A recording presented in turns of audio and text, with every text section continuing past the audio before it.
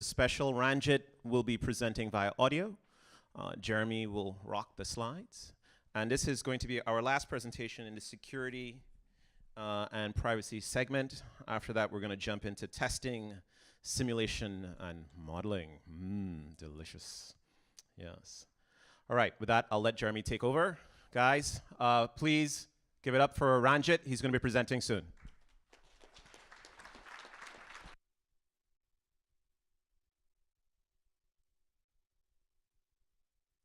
Presenting via audio. All right.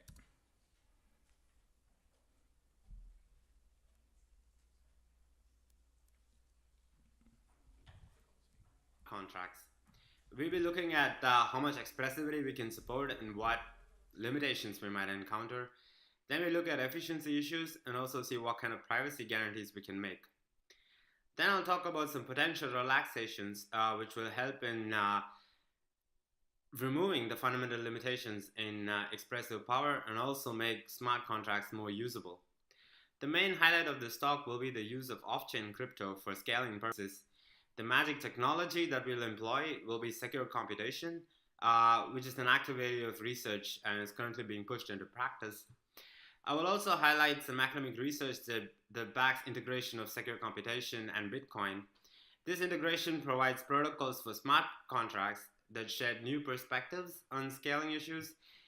Overall, the goal is to encourage more effort in understanding the potential and to take a serious look, and with the hope that the ideas presented in this talk will be worth considering and will make an impact. So let me begin by taking a very abstract view of contracts. These are basically a well-defined set of rules among a group of agents. The agents themselves join the contract only if they think that the rules are fair, and that's it. Supposed in this way, we can see that most things in everyday life and society are just contracts.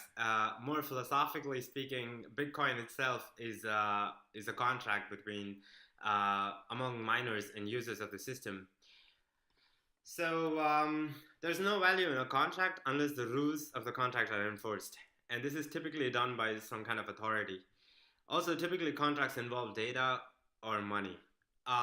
For this talk, we'll consider smart contracts as contracts whose rules are enforced automatically via consensus, and we don't need to rely on any kind of authority.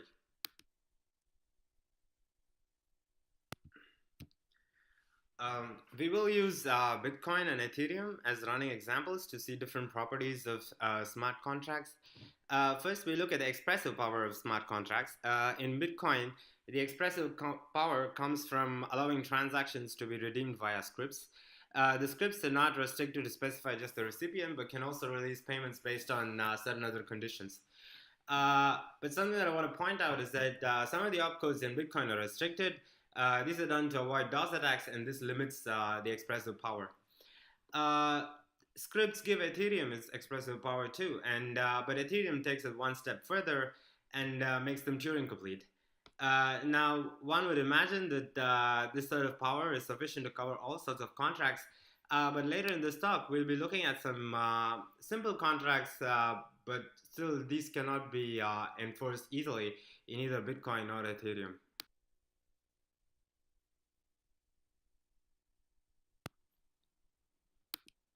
Next, we look at the efficiency aspects of smart contracts. The script verification basically is what enforces the contract. It's very fast in Bitcoin because of the restrictions. There are very few opcodes, and these opcodes can all be efficiently evaluated. But looking ahead, and very generally speaking, limits on the block size also do not support scaling with respect to number of agents that participate in the contract or with respect to the complexity of the contracts. Even in the two-party setting, the complexity of the contracts is kind of related to the block size limit. On the other hand, in Ethereum, the scripts are too powerful, and ensuring consensus is a potential problem because miners might just lose the incentive to verify individual transactions that could potentially contain very complex scripts and may take a long time to run. So later in this talk, we will look at other interesting efficiency metrics for contracts.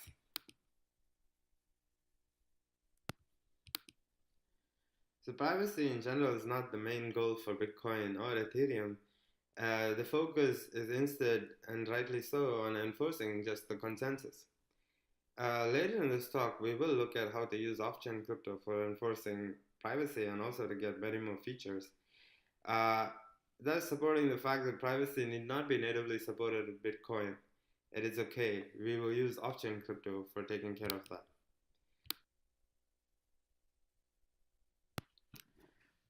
So although Bitcoin and Ethereum do support some version of smart contracts, there seem to be some fundamental limitations of what contracts can be supported.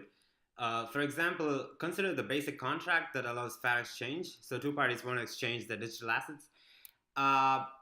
The main problem in enforcing this is, of course, when one party tries to cheat and not send his asset, thus getting both assets.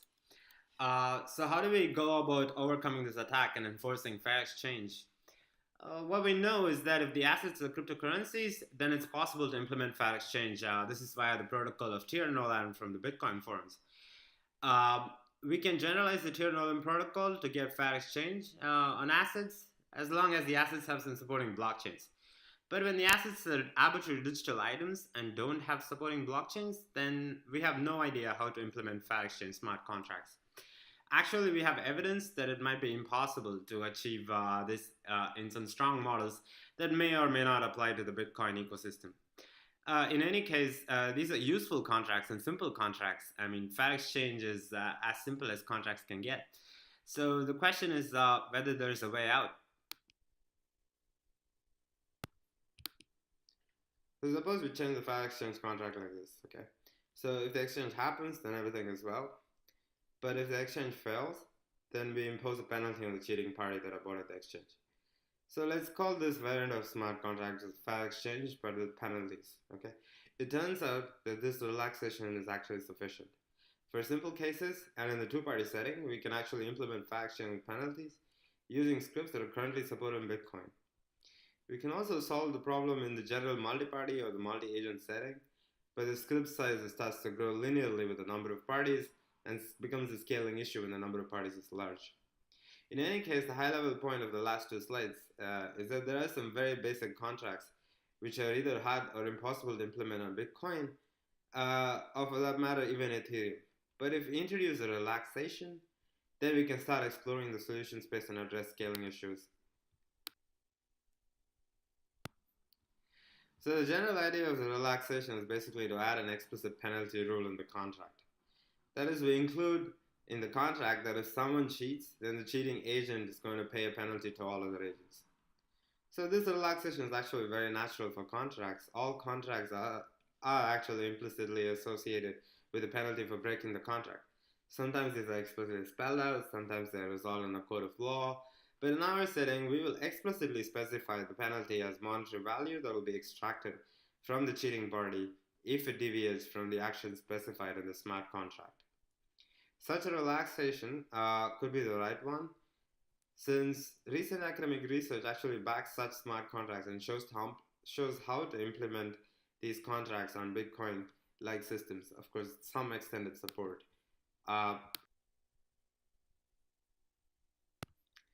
So to get a feel of the relaxation applied to smart contracts, let's look at an example app, which is the smart contract to implement poker in a decentralized setting.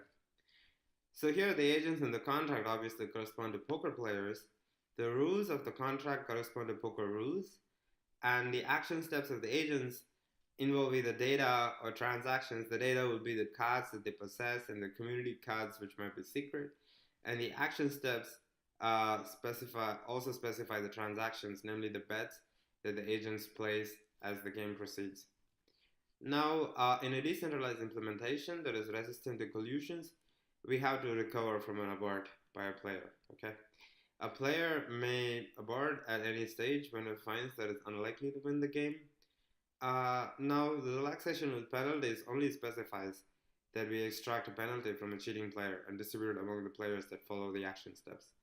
So that alone is sufficient, and this will be our goal. So now that we have set our eyes on implementing the relaxed variant of smart contracts, let's look at some scaling issues in implementing smart contracts. Right? The obvious parameters are the number of agents, the size of the rules, the size of data. Now, I also include privacy as a scaling parameter, since privacy is important to enforce in sensitive contracts, and we want to take into consideration the overhead due to privacy.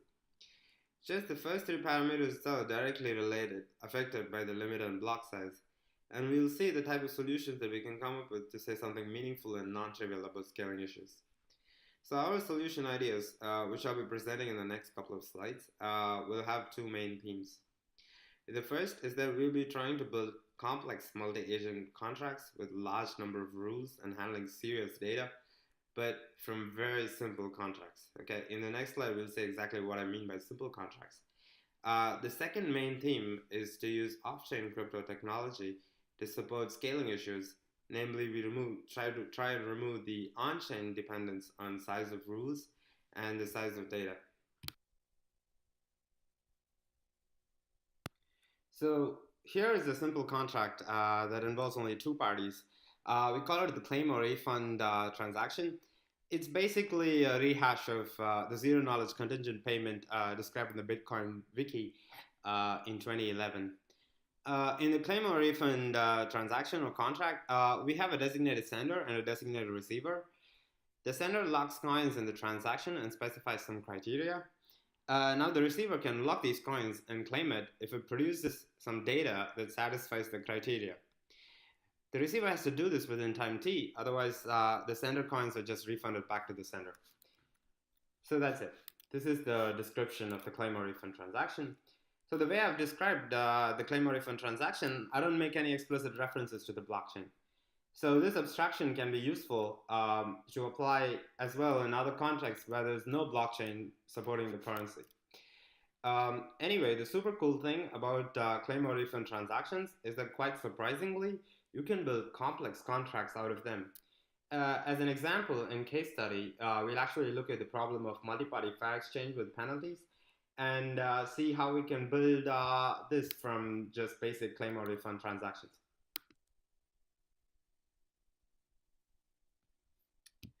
So the idea behind this slide is basically only to give a taste of the contract design. The contract I present here on the right is actually resilient to collusions of up to n-1 out of n parties. I would recall that we allow to enforce penalties if a party aborts the exchange in the middle. And we still have to make sure that parties that behave honestly do not get penalized.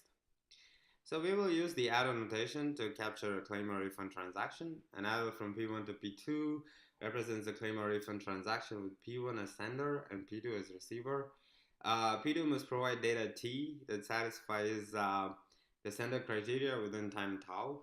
And in this case, P2 will actually claim the transaction and will get like Q coins that was originally deposited by the sender. So the protocol enforcing fair exchange with penalties contract is on the right. It's effectively a sequence of claim-or-refund transactions. The ordering, the deposit amounts, and the data criteria are all set in a way such that the penalties are enforced in the right manner as desired. So my goal here is only to give a taste of how the transactions look, and more importantly, how a complex multi-party fair exchange contract can be broken down and enforced by a sequence of very simple two-party contracts.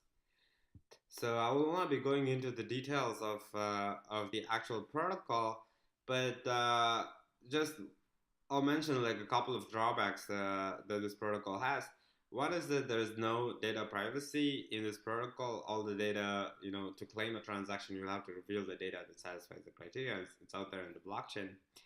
Also, even though the transactions are two-party, the size of these transactions will grow with n. The size of the transaction will also be as big as the data.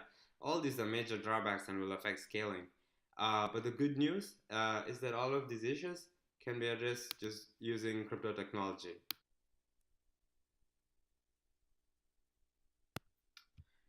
So the crypto technology that is going to help us out is secure computation. This actually allows a set of disjoint parties to run computation on their joint data to obtain results, but leak nothing else. It is straightforward to achieve such a notion in an ideal world where parties are willing to trust some kind of authority. So there, they simply submit their data to the trusted party and get back results.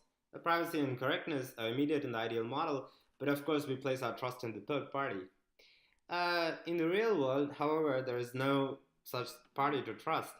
But the transformation from the ideal world to the real world is made possible by secure computation. That is, parties can input their data to a secure computation protocol and end up with results of the computation without leaking anything else, and they don't have to trust any party. So one thing that I want to mention is that secure computation is currently an active area of research and cryptography, especially in the last decade.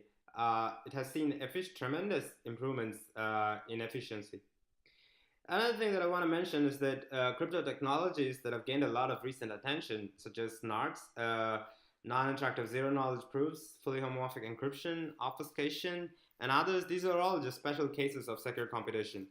But they impose additional restrictions on interaction, and as a result, they are like much less efficient than secure computation itself.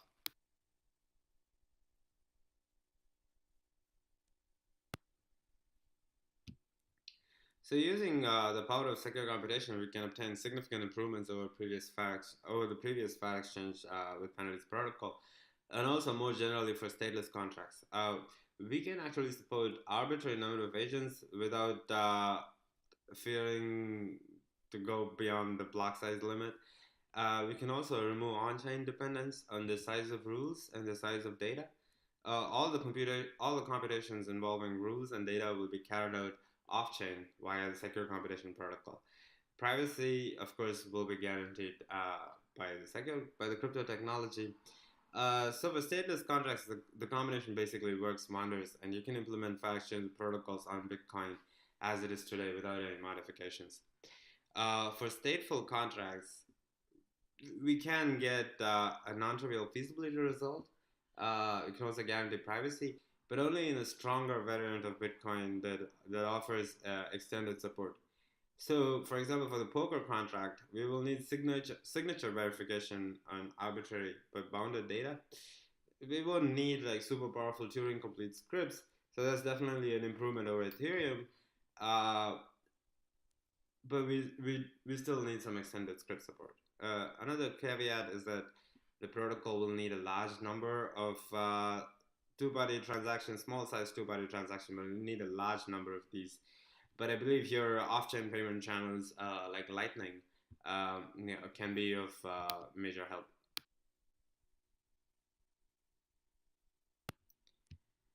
So I do not have much time to present the details of the protocols and how to combine Bitcoin and secure computation. But here is a list of academic work and major crypto/security conferences on this line of research in the last 2 years. And I would encourage you to go and take a look at them to get a flavor of how the protocols are actually designed.